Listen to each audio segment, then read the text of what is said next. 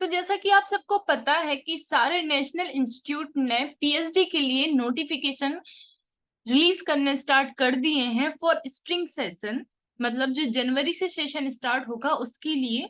So we all around lab members will provide all the information about PhD admissions. Okay, so hello everyone, welcome back to our channel.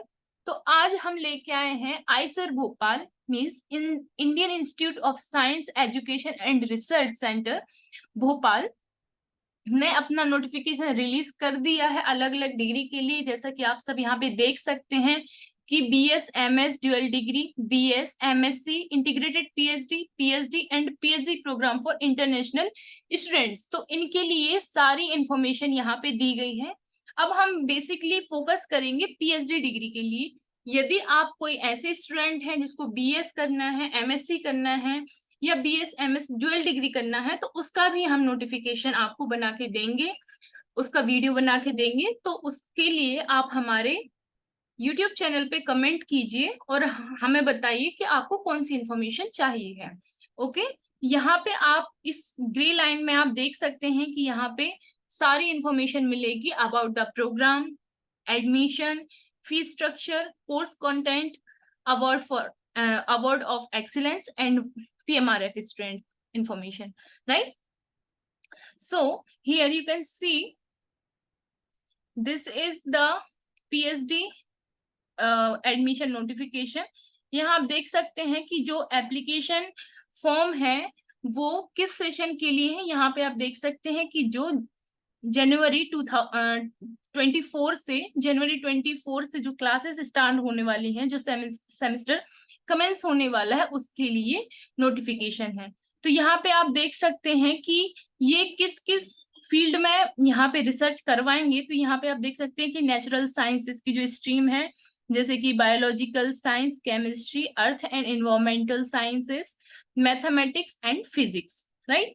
इसके बाद यदि engineering science stream की यदि बात करें तो ये है chemical engineering, electrical engineering and computer science, data science and engineering. तो ये वाले जो है इंजीनियरिंग के सब्जेक्ट्स हैं। इसके बाद यदि ह्यूमैनिटीज एंड सोशल साइंसेस की स्ट्रीम की बात करें तो यहाँ economic sciences, humanities and social sciences, इसमें अलग अलग स्ट्रीम यहाँ पे मेंशन की हुई है। तो ये बेसिकली 3 स्ट्रीम में पीएचडी करवाएंगे, ये जो आईसर भोपाल है। ओके, इसके बाद जनरल एलिजिबिलिटी क्राइटेरिया यदि देख लें तो कौन कौन सी क्वालिफाइंग डिग्री आपके पास होनी चाहिए।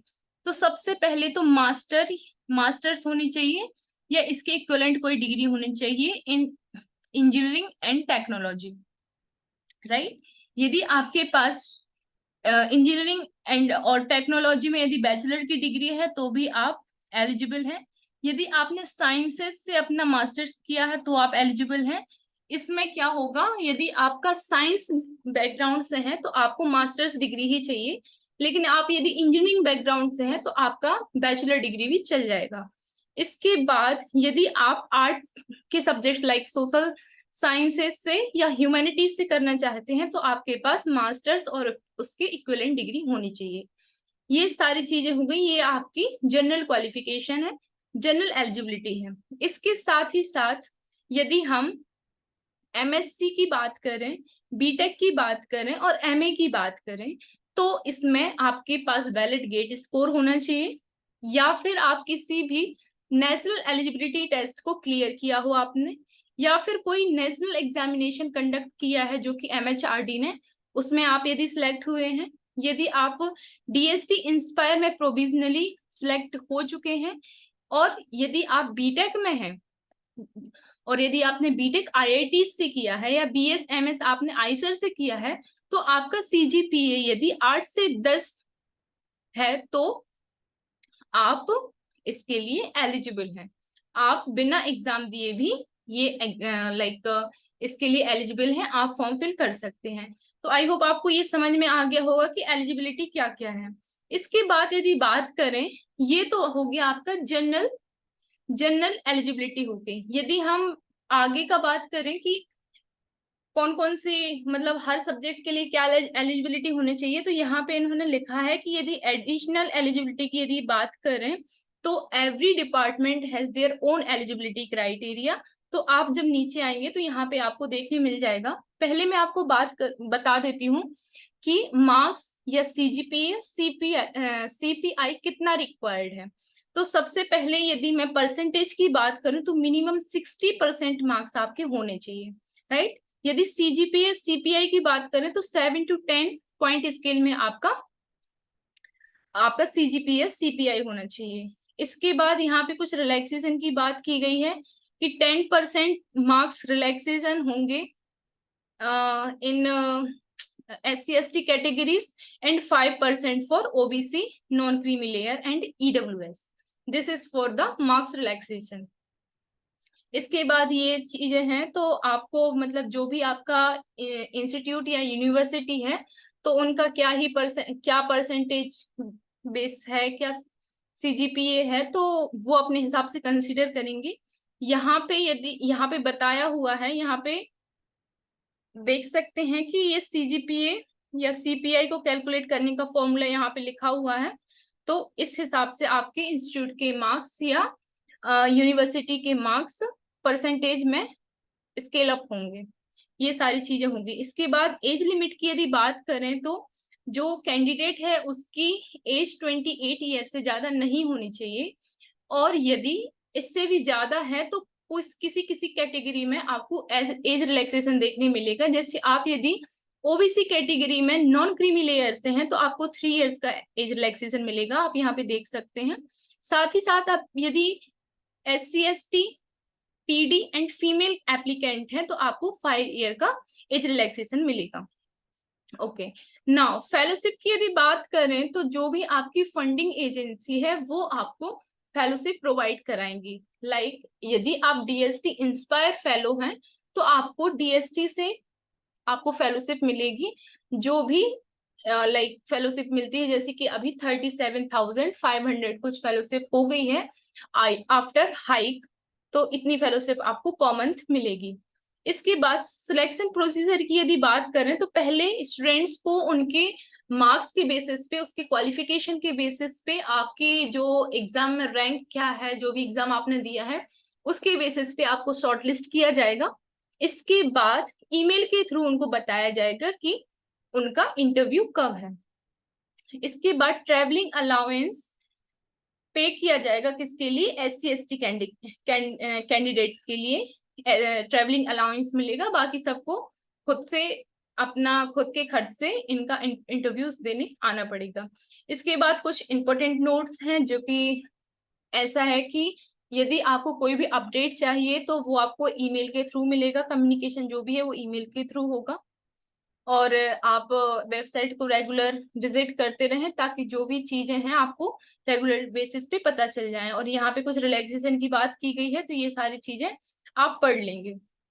इसके बाद मैं आपसे बात कर रही थी कि जो हर डिपार्टमेंट का कुछ ना कुछ अलग से क्राइटेरिया है, वो आपको कैसे पता चलेगा? तो आप यहाँ पे साइड पे ही देख लेंगे कि departmental specific requirement and research areas करके यहाँ पे एक आपको कॉलम दिखेगा। तो यहाँ पे अलग अलग सब्जेक्ट्स जो हैं, अलग अलग स्ट्रीम्स जो हैं, उसके अंडर क्या एलिजिबिलिटी है और किस किस फील्ड में रिसर्च चल रहा है वो आपको देखने मिलेगा। तो मैं जैसे कि केमिस्ट्री का ओपन करके बताती हूँ, यदि मैं यहाँ क्लिक हियर पे क्लिक करती हूँ तो एक नया ही पेज कुछ ओपन होता है। ओके, और इससे यदि मैं बैक जाती हूँ, ओके, तो यहाँ पे आपको देखने मिल जाएगा कि कौन कौन से एरियाज में रिसर्च हो रही है।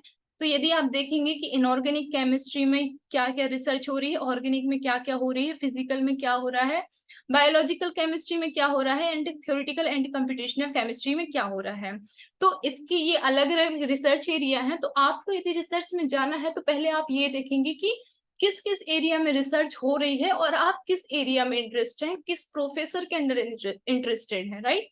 इसके बाद यदि इनकी डिपार्टमेंटल एलिजिबिलिटी देखा जाए तो मिनिमम क्वालिफिकेशन क्या होनी चाहिए, जैसे कि मैंने आपको बताया था कि मास्टर्स डिग्री होनी चाहिए आपकी, या मास्टर डिग्री के जो आपका MSc है उसके रिलेवेंट कोई डिग्री होनी चाहिए with 60% marks, minimum 60% marks. And यदि हम CGPA की बात करें या CPI की बात करें तो that should be 7 to 8 point scale. Okay, इसके बाद ये सारी चीजें हो गई। 10+2 में मैथमेटिक्स होना चाहिए, डिजायरेबल है, मतलब ऐसे जरूरी नहीं है कि हो ही, लेकिन डिजायरेबल है, यदि है तो अच्छा है।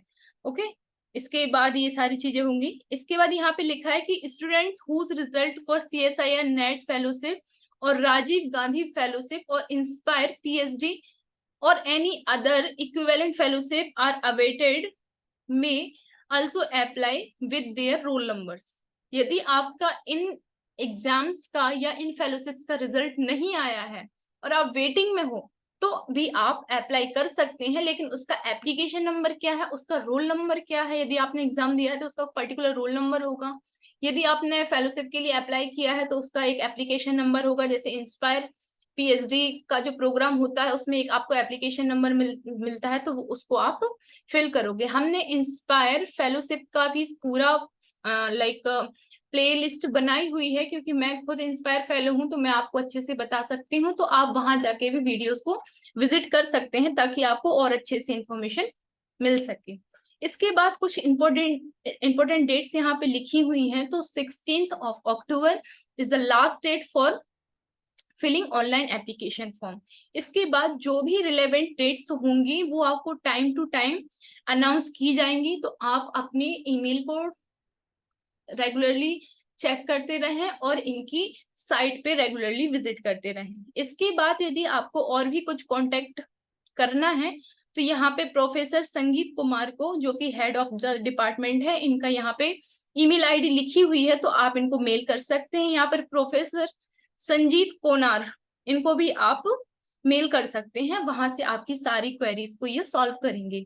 ये तो हो गया केमिस्ट्री डिपार्टमेंट का। इसके साथ ही आप जिस भी डिपार्टमेंट पे इंटरेस्टेड हैं, जिस भी फील्ड में इंटरेस्टेड हैं, तो क्लिक हियर पर क्लिक करेंगे और आपको सारी इंफॉर्मेशन उस डिपार्टमेंट के रिगार्डिंग मिल जाएगी। Okay, so this is all from my side. यदि आपको कोई भी इंफॉर्मेशन चाहिए है, कोई भी डाउट आ रहा है, तो आप सीधे कमेंट कर देंगे, हम जल्द से जल्द आपकी क्वेरी का आंसर करेंगे। Okay, so thank you so much for watching.